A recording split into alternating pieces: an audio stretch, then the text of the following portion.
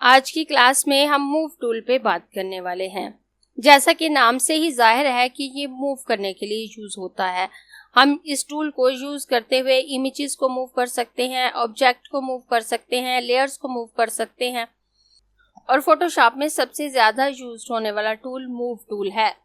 जब आप different project कर रहे होते हैं तो कोई टूल आप यूज कर रहे होते हैं और किसी टूल को बिल्कुल यूज नहीं कर रहे होते, लेकिन मूव टूल ऐसा टूल है जो आपके हर प्रोजेक्ट में यूज हो रहा होता है और इसके बगैर किसी भी प्रोजेक्ट को मुकम्मल करना नामुमकिन है। आई एम मुबीना बारी और आप देख रहे हैं एफर्ट फॉर सक्सेस। आपके पास मूव करने के लिए इमेज, ऑब्जेक्ट या लेयर का होना जरूरी है। तो पहले मैं आपको बता देती हूँ कि आप किस तरह से इमेज को अपने डॉक्यूमेंट में ऐड कर सकते हैं, या कोई ऑब्जेक्ट क्रिएट कर सकते हैं, या फिर कैसे लेयर क्रिएट कर सकते हैं। वैसे तो इन टॉपिक पे डिटेल से आगे जाके हम सेपरेटली बात करेंगे, लेकिन यहाँ मैं आपको थोड़ा सा बता देती हूँ कि आप किस तरह से इन सबको ऐड कर सकते हैं। उसके बाद मूव टूल की मदद से आप उन्हें किस तरह से मूव कर सकते हैं, रीसाइज कर सकते हैं, उन सब पे बाद में बात करेंगे। तो पहले यहाँ पे ये लेयर पैनल है हमारे पास। फोटोशॉप में लेयर पैनल बहुत ज़्यादा इंपॉर्टेंस रखता है और एक दो वीडियो के बाद ही मैं आपको लेयर पैनल मुकम्मल डिटेल से बताने वाली हूँ। लेकिन यहाँ मैं आपको बता दूँ, जब हम बैकग्राउंड लेयर लेते हैं तो ये लेयर लॉक होती है और इसका मतलब है हम इसको मूव नहीं कर सकते। आप देखें, मैं इसको मूव करने की कोशिश कर रही हूँ तो मेरे पास मैसेज आ रहा है, मैं इसको मूव नहीं कर सकती। फिलहाल मैं इसको कैंसिल कर देती हूँ।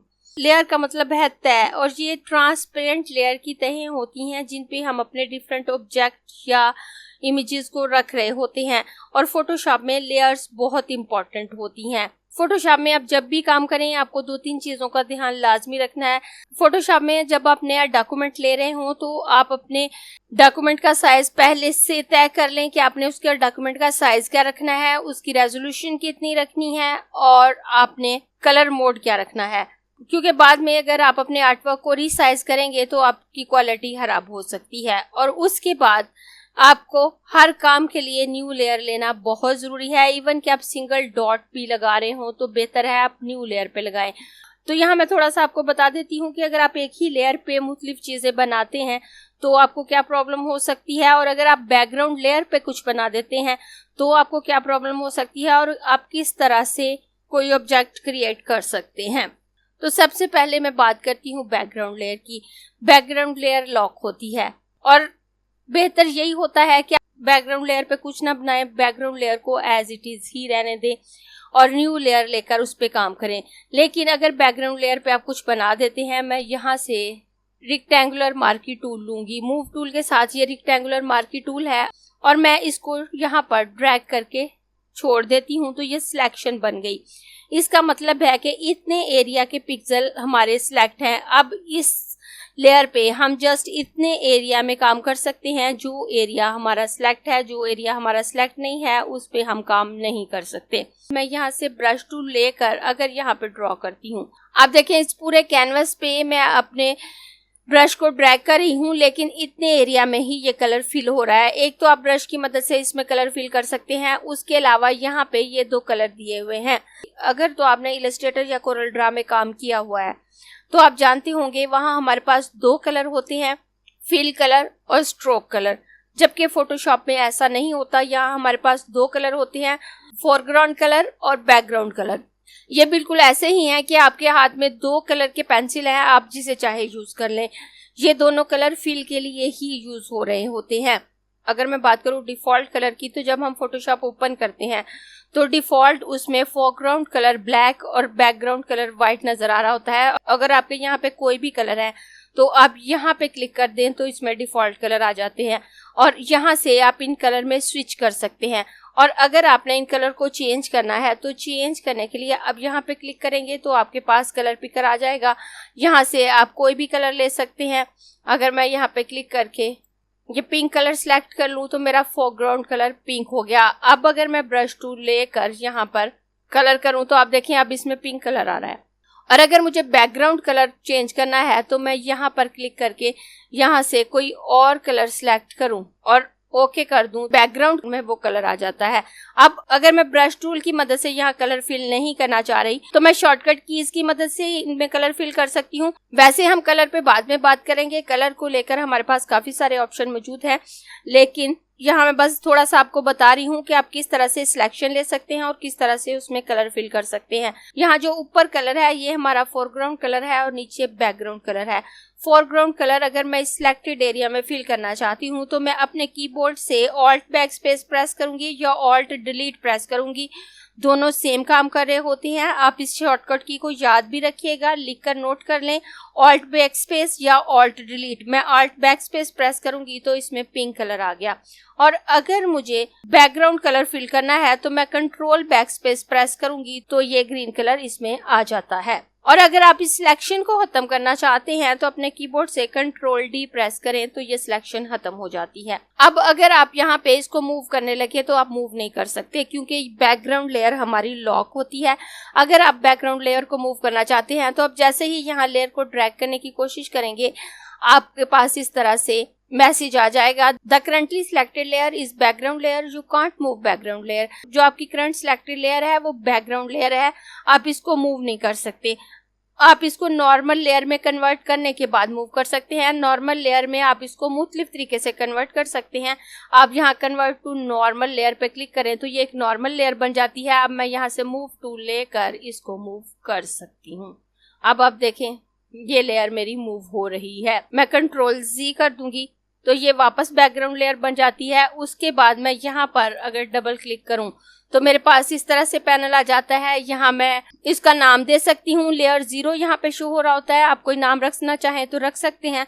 अगर मैं यहाँ ग्रीन बॉक्स रख देती हूँ। नाम देने के बाद यहाँ नीचे वाले ऑप्शन पे बात नहीं करूंगी, नीचे वाले ऑप्शन पे हम बात करेंगे जब हम लेयर पैनल पे बात करेंगे। और मैं यहाँ से ओके कर दूं तो अब ये मेरी लेयर नॉर्मल लेयर हो जाती है। अब मैं मूव टूल की मदद से इसको मूव कर सकती हूँ और आप देखें यहाँ से लॉक भी हट चुका है। उसके बाद मैं दोबारा कंट्रोल जी करूंगी और अब अगर मैं इस लॉक को यहाँ पे क्लिक करके हटा दूं तो भी मैं इस लेयर को मूव कर सकती हूँ। मैं कंट्रोल जी कर देती हूँ और काफी दफा कंट्रोल जी करने के बाद मैं यहाँ पे मैंने जो कुछ भी बनाया था उसको मैंने यहाँ से खत्म कर दिया। अब मैं नॉर्मल उसी पॉइंट पे आ गई हूँ जैसे मैंने इस सॉफ्टवेयर को ओपन किया था। ये लेयर मेरी बैकग्राउंड लेयर है। आज का टूल हमारा मूव टूल है तो हम कुछ भी बनाने पे ज्यादा फोकस नहीं करेंगे बल्कि हमारा ज्यादा फोकस इस बात पे रहेगा कि हम किस तरह से चीजों को मूव कर सकते हैं। अब मैं बात करती हूँ इमेज की। अब अगर मैं फोटोशॉप में इमेज लेके आना चाहूँ तो मैं फाइल मेन्यू में मौजूद प्लेस ऑप्शन को यूज करते हुए ला सकती हूँ। इस वक्त मैं विंडो 11 यूज कर रही हूँ।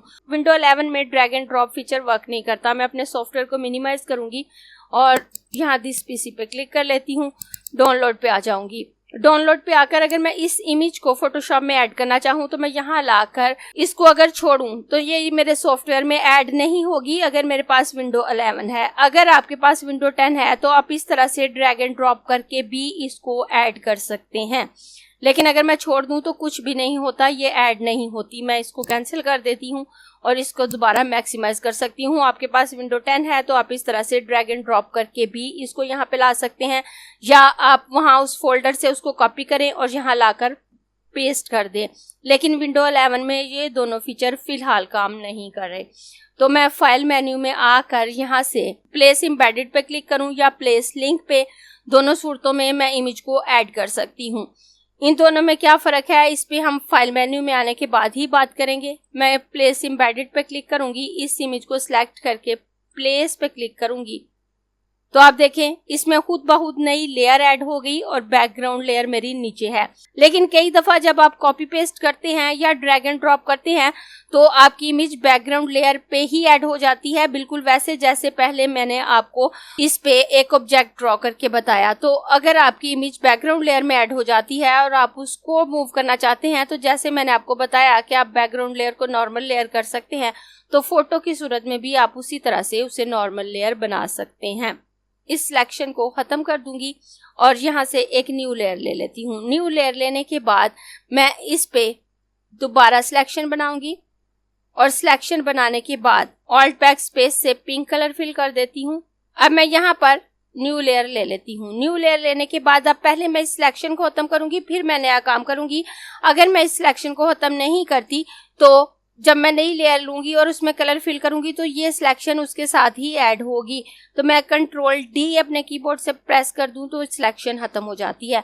उसके बाद मैं अपनी सेकंड लेयर पे आ जाती हूँ और दोबारा से यहाँ पर एक बॉक्स ड्रॉ कर लेती हूँ और यहाँ से कलर चेंज करके मैं कोई और कलर ऐड कर लेती हूँ और ऑल्ट बैक स्पेस से ये कलर इसमें फिल कर दूंगी। उसके बाद मैं यहाँ पर एक और सिलेक्शन बना लेती हूँ। मैं कंट्रोल बैक स्पेस प्रेस करूं तो आप देखिए दोनों में कलर आ गया, क्योंकि मैंने पहली सिलेक्शन खत्म नहीं की थी और ये सिलेक्शन उसी में ऐड हो गई। तो मैं कंट्रोल जी करके वापस आ जाती हूँ, कंट्रोल डी प्रेस करके पहले वो सिलेक्शन खत्म करूंगी, फिर नई सिलेक्शन बनाऊंगी और कंट्रोल बैक स्पेस प्रेस करके इसमें ग्रीन कलर फिल कर देती हूँ। उसके बाद मैं मूव टूल लूंगी। मूव टूल की शॉर्टकट की वी है। आप मूव टूल पे क्लिक करके भी इसको एक्टिव कर सकते हैं और अपने कीबोर्ड से वी प्रेस करके भी इसको एक्टिव कर सकते हैं। अब आप देखें मेरे ये दो ऑब्जेक्ट एक ही लेयर पे हैं। अब अगर मैं इन्हें मूव करने की कोशिश करूंगी तो ये इकट्ठे मूव होंगे, ना तो मैं इन्हें सेपरेटली मूव कर सकती हूँ ना ही इन्हें सेपरेट कर सकती हूँ। अब ये सेकंड लेयर है। अब अगर मैं इसको मूव करूं तो अब आप देखें ये दोनों ऑब्जेक्ट इकट्ठे मूव हो रहे हैं। मैं इनको किसी तरह से भी अलग नहीं कर सकती, बिल्कुल भी अलग नहीं कर सकती। इसलिए ज़रूरी है कि जब भी आप नया कुछ ऐड करें, नई इमेज ऐड करें या नया कुछ बनाएं, आप न्यू लेयर ले लें। उस तरह से आपके पास फ्रीडम रहती है कि आप उन्हें ईजिली मूव कर सकें। अब आप देखें ये मेरा पिंक बॉक्स सेपरेट है तो मैं इसको सेपरेटली मूव कर सकती हूँ। उसके बाद हम आ जाते हैं प्रॉपर्टी बार की तरफ। तो जब हम मूव टूल लेते हैं तो यहाँ पे वही टूल शो हो रहा होता है जिस पे हम काम कर रहे होते हैं और उसके बाद यहाँ पे ऑटो सेलेक्ट है। अगर हमारा ऑटो सेलेक्ट पे चेक लगा हुआ है तो हम जिस ऑब्जेक्ट को सिलेक्ट करेंगे वो लेयर सिलेक्ट हो जाती है। और अगर हमारे पास ज़्यादा लेयर है, जब हम काफ़ी बड़े प्रोजेक्ट पे काम कर रहे होते हैं तो बाज़ औक़ात हमारे पास सैकड़ों की तादाद में लेयर्स मौजूद होती हैं। तो अगर उस तरह से लेयर मौजूद हैं तो बजाय इसके कि हम लेयर में जाकर सर्च करें और उसके बाद उसको मूव करें, तो हम यहाँ से ही उसको सिलेक्ट कर लेते हैं ऑटो सेलेक्ट पे चेक लगाते हुए। अब आप देखें मैं यहाँ पर लेयर 2 को सिलेक्ट करती हूँ और ऑटो सेलेक्ट पे से चेक हटा देती हूँ। अब ऑटो सेलेक्ट पे चेक नहीं है और यहाँ मेरी लेयर 2 सेलेक्ट है। अब अगर मुझे लेयर 1 को मूव करना है तो अब आप देखें जैसे ही मैं लेयर 1 को मूव करने की कोशिश करूँगी यहाँ पर ये लेयर 2 को ही मूव कर रहा है। अगर मुझे अपने इमेज को मूव करना है उस सूरत में भी ये लेयर 2 को ही मूव कर रहा है। अगर मुझे इमेज को मूव करना है तो मुझे यहाँ से इमेज सेलेक्ट करना होगी और उसके बाद आप देखें मैं इस इमेज को मूव कर पा रही हूँ। कि अगर ऑटो सेलेक्ट पे चेक नहीं लगा होगा तो पहले मैं यहाँ से लेयर सेलेक्ट करूंगी, उसके बाद उससे रिलेटेड ऑब्जेक्ट को मूव कर सकती हूँ। लेकिन अगर मैं ऑटो सेलेक्ट पे चेक लगा देती हूँ, अब इस वक्त मेरी सिलेक्शन इमेज पे है। अब अगर मुझे इस ऑब्जेक्ट को मूव करना है, जैसे ही मैं इसको सिलेक्ट करूंगी इससे रिलेटेड लेयर सिलेक्ट हो जाती है। मेरी सिलेक्शन बहुत लेयर 1 पे आ गई। अब मैं इसको मूव कर सकती हूँ, मैं इसको मूव कर सकती हूँ, मैं इसको मूव कर सकती हूँ। इस तरह से आपको यहाँ से लेयर पे आकर इनको सिलेक्ट करने की जरूरत नहीं होती। उसके बाद यहाँ पर हमारे पास लेयर्स और ग्रुप दो ऑप्शन शो हो रहे हैं कि आप लेयर को सिलेक्ट करना चाहते हैं या ग्रुप को। हम अपनी लेयर को ग्रुप भी कर सकते हैं। ग्रुप करने के लिए डिफरेंट ऑप्शन है। जैसे हम लेयर पे काम करेंगे मैं ग्रुप ऑप्शन के बारे में बता दूंगी। फिलहाल मैं आपको ये बता दूं कि अगर मैं इनको ग्रुप करती हूँ तो मैं ग्रुप करने के लिए यहाँ से शिफ्ट के साथ इन सबको सिलेक्ट कर लेती हूँ। अब मेरी तीनों लेयर सिलेक्ट होगी और कीबोर्ड से कंट्रोल जी प्रेस करके मैं इनको ग्रुप कर देती हूँ। जैसे ही मैं कीबोर्ड से कंट्रोल जी प्रेस करूंगी अब आप देखें ये ग्रुप 1 मेरे पास आ गया। और अब मैं यहाँ से अगर ग्रुप को सिलेक्ट करूं और उसके बाद मूव करूं तो आप देखें ये पूरा ग्रुप मूव होगा। मैं किसी एक सेपरेट लेयर को मूव नहीं कर सकती। मैं यहाँ पे क्लिक करके इस ग्रुप को ओपन कर लेती हूँ। अब यहाँ से मैं अगर लेयर 1 को सिलेक्ट करती हूँ, यहाँ पे मेरा ग्रुप सिलेक्ट है और मैं मूव करूंगी तो मेरा तमाम ग्रुप मूव होगा, सिंगल लेयर मूव नहीं होगी। जब हम मल्टीपल ग्रुप पे काम कर रहे होते हैं और अगर हम चाहते हैं कि तमाम ग्रुप को एक साथ मूव कर लें या एक साथ उनके रीसाइज कर लें तो हम यहाँ से ग्रुप रख सकते हैं। नॉर्मली हम लेयर रख के काम करते हैं। इस वक्त ये ऑब्जेक्ट मेरे ग्रुप ही हैं और उसके बाद मैं यहाँ पे आकर अगर लेयर पे क्लिक कर दूं और यहाँ से लेयर 1 को सिलेक्ट करके मूव करूं तो अब आप देखें ये लेयर मेरी ग्रुप ही है, लेकिन मैं हर लेयर को सेपरेटली मूव कर पा रही हूँ। और हमें ज़्यादातर लेयर को सेपरेटली ही मूव करना होता है, लेयर बाय लेयर सेपरेटली उस पर काम करना होता है। हाँ, हम ग्रुप बनाकर रख लेते हैं ताकि क्लटर ना हो और डिफरेंट काम से रिलेटेड लेयर को सेपरेट ग्रुप में रख लें, लेकिन यहाँ पर हम लेयर ही रखते हैं। ग्रुप बनाने के बाद अगर हम उसे खत्म करना चाहते हैं तो हम यहाँ ग्रुप पे राइट क्लिक करेंगे या फिर इस मेन्यू ऑप्शन पे क्लिक करेंगे तो अब यहाँ पे डिलीट ग्रुप का ऑप्शन आ रहा है। अगर मैं इस पे क्लिक करूँ तो यहाँ पे मेरे पास मैसेज आ रहा है ग्रुप एंड कंटेंट या ग्रुप ओनली। अगर मैं ग्रुप एंड कंटेंट पे क्लिक करूँ तो इसके अंदर जितनी लेयर हैं तमाम डिलीट हो जाएंगी। मेरी ये शेप भी डिलीट हो जाती हैं और मेरी ये इमेज भी। लेकिन मैं अगर ग्रुप ओनली पे क्लिक करती हूँ तो ग्रुप डिलीट हो जाता है, जबकि मेरी सेपरेट लेयर वहाँ पे मौजूद रहती हैं। उसके बाद अगर हम इन शेप को रीसाइज करना चाहते हैं तो हम दो तरह से कर सकते हैं, या अपने कीबोर्ड से कंट्रोल टी प्रेस कर दें या यहाँ शो ट्रांसफॉर्म कंट्रोल पे चेक लगा दें। उसके बाद जिस सब्जेक्ट पे क्लिक करूंगी, अब आप देखें यहाँ पर आपको ट्रांसफॉर्म कंट्रोल्स शो हो गए। आपके पास एक बॉक्स आ गया और यहाँ छोटे छोटे बॉक्सेस मौजूद हैं। आप इनको पकड़कर रीसाइज कर सकते हैं। अगर आपने इलस्ट्रेटर या कोरल ड्रॉ में काम किया है तो वहां जब हम किसी ऑब्जेक्ट को प्रोपोर्शनली रीसाइज करना चाहते हैं तो हम शिफ्ट प्रेस करते हैं, लेकिन यहाँ इससे थोड़ा सा उल्ट है। अगर हम शिफ्ट प्रेस कर देते हैं तो ये अनप्रोपोर्शनली रीसाइज होगा। अगर हम इसे प्रोपोर्शनली रीसाइज करना चाहते हैं तो विदाउट शिफ्ट करेंगे। अब आप देखें, चाहे मैं इस हैंडल को पकड़ के ड्रैग कर रही हूँ, ये प्रोपोर्शनली बड़ा या छोटा हो रहा है। अगर इसको पकड़ के मूव कर रही हूँ तो प्रोपोर्शनली बड़ा छोटा हो रहा है। अगर मैं इमेज पे आ जाती हूँ तो अब आप देखें ये ही ट्रांसफॉर्म कंट्रोल इमेज पे शो हो गए। अब अगर मैं इसे यहाँ से पकड़ कर ड्रैग करूँ, मेरी इमेज बड़ी हो गई। अगर मैं यहाँ से ड्रैग करूँ, मेरी इमेज छोटी हो गई। अगर मैं इसको यहाँ पे मूव करूँ तो ये इमेज यहाँ पर मूव हो जाती है। जब हम किसी इमेज को सिलेक्ट करके रिसाइज कर रहे होते हैं तो यहाँ हमें इसकी एक्स और वाई पोजीशन शो हो रही होती है कि एक्स एक्सिस पे ये किस पोजीशन पे है, वाई एक्सिस पे किस पोजीशन पे है। उसके बाद इसकी विड्थ और हाइट है और इसके दरमियान ये लॉक भी शो हो रहा होता है। अगर हम इस लॉक को हटा दें तो इसकी जस्ट विड्थ या हाइट हम चेंज कर सकते हैं, लेकिन इस लॉक को अगर हम एक्टिव रखते हैं तो इसकी विड्थ और हाइट एक साथ चेंज होती है। और उसके बाद यहाँ पर एंगल है, यहाँ पर लिखकर भी हम इसका एंगल चेंज कर सकते हैं। उसके अलावा अगर हम इसको कॉर्नर पे लेके आए और अब हमारे माउस का कर्सर एक एंगल की शेप में आ गया है और इसको यहाँ पे मूव करें तो आप देखें आप इसको रोटेट कर सकते हैं। और जैसे जैसे आप इसको रोटेट करेंगे यहाँ पे वैल्यू चेंज हो जाएगी। और अगर मैं लिख कर यहाँ से 45 करती हूँ तो ये 45 डिग्री रोटेट होगा। और अगर मैं यहाँ पर लिख कर 0 कर देती हूँ तो इसकी रोटेशन खत्म हो जाती है। उसी तरह से अगर मैं ऑब्जेक्ट को सिलेक्ट करूँ, मैं इसको यहाँ से रोटेट कर सकती हूँ। तो जैसे जैसे रोटेट कर रही हूँ यहाँ से रोटेशन शो हो रही है और एक्स और वाई एक्सिस पे इसकी पोजीशन शो हो रही है। इस ऑब्जेक्ट की विड्थ और हाइट शो हो रही है। और अगर मैं इसे अनप्रोपोर्शनली रिसाइज करना चाहती हूँ तो मैं यहाँ से शिफ्ट प्रेस करूंगी। शिफ्ट प्रेस करने के बाद अगर मैं जस्ट इसकी विड्थ ज्यादा करना चाहूँ तो आप देखें इसकी विड्थ ज्यादा होगी। अगर मैं जस्ट इसकी हाइट ज्यादा करना चाहूँ तो हाइट ज्यादा या कम कर सकती हूँ। उसी तरह से मैं इस इमेज की विड्थ और हाइट को भी अनप्रोपोर्शनली शिफ्ट दबाकर चेंज कर सकती हूँ। आप देखें इसकी जस्ट विड्थ चेंज हो गई, लेकिन इससे हमारी इमेज स्ट्रेच हो जाती है। उसमें मौजूद जो भी कंटेंट हमारे पास होता है बुरा लगने लगता है, तो हम अपनी इमेज को कभी भी स्ट्रेच नहीं करते। मैं कंट्रोल जी कर देती हूँ। इमेज को हमने प्रोपोर्शनली मूव ही करना होता है, इमेज को हम अनप्रोपोर्शनली मूव नहीं करते। हाँ, अपना ऑब्जेक्ट क्रिएट करते हुए हम उसको बाजुकात उसकी विड्थ या हाइट में से किसी एक चीज को कम ज्यादा करके सेटिंग कर सकते हैं।